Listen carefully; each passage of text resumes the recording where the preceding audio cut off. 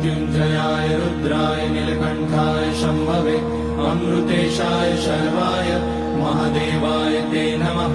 नमस्तेऽस्तु भगवन् विश्वेश्वराय महादेवाय त्र्यम्बकाय त्रिपुरान्तकाय त्रिकाग्निकालाय कालाग्निरुद्राय नीलकण्ठाय मृत्युञ्जयाय सर्वेश्वराय सदाशिवाय श्रीमान् महादेवाय नमः। ॐ नमः शम्भवाय च मयोभवाय च नमः शङ्कराय च मयस्कराय च नमः शिवाय च शिवतराय च। ॐ त्र्यम्बकं यजामहे सुगन्धिं पुष्टिवर्धनम् उर्वारुकमिव बन्धनान् मृत्योर्मुक्ष्यमामृतात्।